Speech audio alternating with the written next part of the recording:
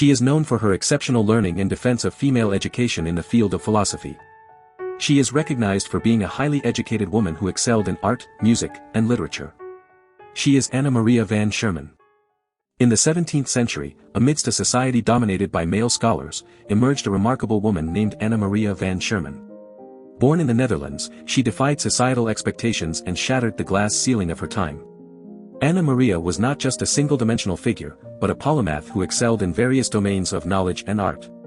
With an insatiable thirst for learning, she studied diligently, mastering not only art, music, and literature but also becoming fluent in an astonishing 14 languages, including ancient tongues like Latin, ancient Greek, and Biblical Hebrew, as well as contemporary European languages.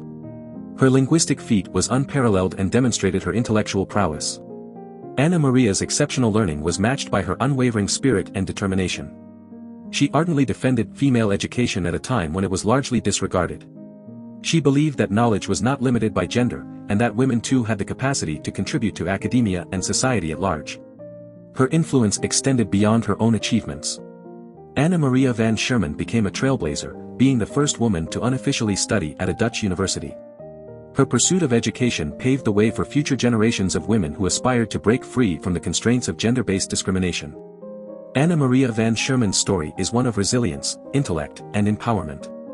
Her legacy continues to inspire women around the world, serving as a reminder that barriers can be overcome and that the pursuit of knowledge knows no bounds. Her enduring impact on the fields of philosophy, art, and feminism stands as a testament to her remarkable life and achievements.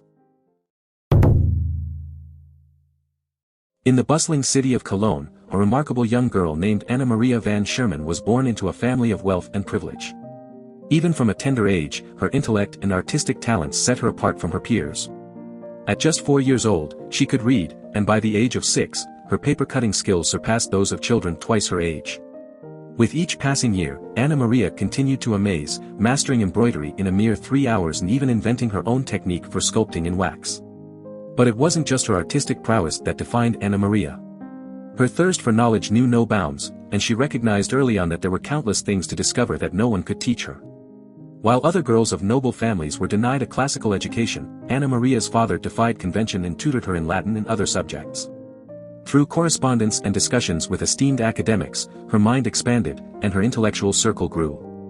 As Anna Maria entered her 20s, her home became a gathering place for intellectuals, where she engaged in stimulating conversations with the likes of Constantin Huygens and Jacob de Witt. She excelled at calligraphy, experimenting with different styles and even inventing her own to write in the various languages she knew. Her engraved calligraphy pieces caught the attention of all who saw them, earning her a well-deserved reputation as a gifted artist. But Anna Maria's thirst for knowledge extended beyond the arts. In 1634, her exceptional command of Latin earned her an invitation to write a poem for the opening of the University of Utrecht. In her poem, she not only celebrated the city and the university but also challenged the exclusion of women from higher education. Her complaint prompted the university authorities to allow her to attend lectures, albeit from behind a screen or in a curtained booth, shielding her from the male students' gaze. Undeterred by societal expectations, Anna Maria took full advantage of her newfound opportunity. She delved into the study of Hebrew, Arabic, Chaldee, Syriac, and Ethiopian, becoming fluent in 14 languages. Her dedication to her studies and her commitment to celibacy, rooted in her piety, captivated her admirers, including the renowned Constantin Huygens, who had previously sought her hand in marriage. Anna Maria's contributions extended beyond her personal achievements. Through her correspondence with fellow learned women, she established a network across Europe, discussing topics such as women's education and their right to pursue intellectual pursuits. Her writings on women's education were published both with and without her authorization, cementing her reputation as a champion for women's intellectual advancement. In her 60s, Anna Maria van Schurman found herself at a crossroads. Disillusioned with the Reformed churches in the Netherlands, she embarked on a mission to reform the church. She traveled throughout the country, organizing meetings with ministers and lamenting the lack of spiritual devotion and the influence of worldly pursuits within the church. It was during this time that Schurman's brother introduced her to the teachings of Jean de Labadie, a defrocked French priest. Intrigued by his emphasis on moral regeneration and the call for believers to live apart from unbelievers, Schurman became a staunch supporter. She even welcomed Labadie and his followers into her own home when they passed through Utrecht. Despite facing opposition and smear campaigns from her intellectual friends, Schurman remained steadfast in her beliefs. She joined Labadie's separatist community and even published a pamphlet denouncing the church's perceived shortcomings. Schurman advocated for a separation of the people of God from the worldly distractions, urging a return to celestial wisdom and divine love. When the Labadists were forced to leave Amsterdam, Schurman found refuge in Hereford Abbey, courtesy of her friend Princess Elizabeth of Bohemia. Here, the Labadists continued their work and publishing efforts. Schurman's determination and confidence grew, expressed through her artwork and writings. Despite rumors of a marriage between Schurman and Labadie, he married someone else, but Schurman remained a dedicated member of the sect. After Labadie passed away in 1674, Schurman explored the possibility of moving to England. However, the Labadists, now numbering in the hundreds, relocated to the village of Wewoord in Friesland. They practiced absolute detachment from worldly values, aiming to emulate the early church and sharing all property.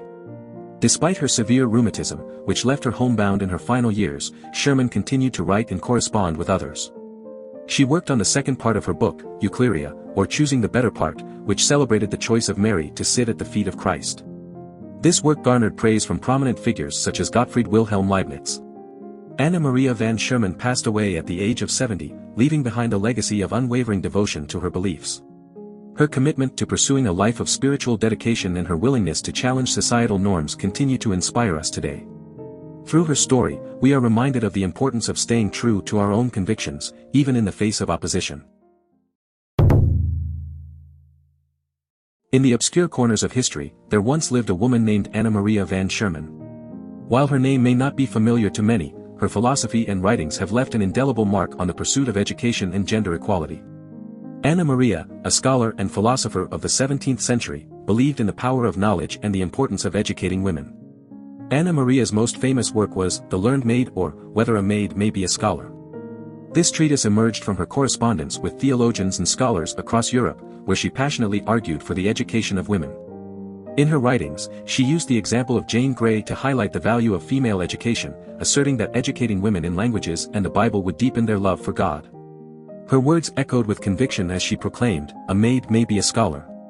The assertion may be proved both from the property of the form of this subject, or the rational soul, and from the very acts and effects themselves. For it is manifest that maids do actually learn any arts and science. Anna Maria's belief in the rationality of women laid the groundwork for the notion that women had the right to be educated, long before these ideas gained wider acceptance. Throughout her correspondence with theologian André Rivet, Anna Maria furthered her argument for women's education. She acknowledged the previous efforts of women such as Marie de Gournay, who had already shown that men and women are equals. She firmly believed that whoever by nature has a desire for arts and science is suited to arts and science. Women have this desire, therefore women are suited to arts and science. Her words resonated with the belief that education should be driven by individual inclination and passion. Anna Maria's philosophy of education was not solely rooted in gender equality, but also centered around moral grounds. She understood that ignorance and idleness cause vice, emphasizing the importance of education as a means to improve society. However, she did not advocate for universal education or education for lower-class women. Instead, she focused on the education of ladies from privileged backgrounds, believing that they could bring valuable contributions to society. As she delved into her studies of theology, philosophy, and the sciences, Anna Maria recognized that education was not merely a necessity but also crucial for personal happiness. Her words struck a chord as she urged women to embrace the pursuit of knowledge, proclaiming that it would lead them to a more fulfilling life. However, not all shared her convictions. In a letter, André Rivet cautioned her, saying, "Although you have shown us this with grace, your persuasions are futile. You may have many admirers, but none of them agree with you." Anna Maria van Schurman's published writings continue to inspire and challenge us today. Her belief in the intellectual capabilities of women and the transformative power of education remains relevant in our ongoing quest for gender equality. Her philosophy invites us to examine our own biases, question societal norms, and embrace education as a means of personal growth and societal improvement. Do you want to explore more philosophers? Who do you want to see featured next? Subscribe and leave a comment below to let me know. I'll see you in the next video.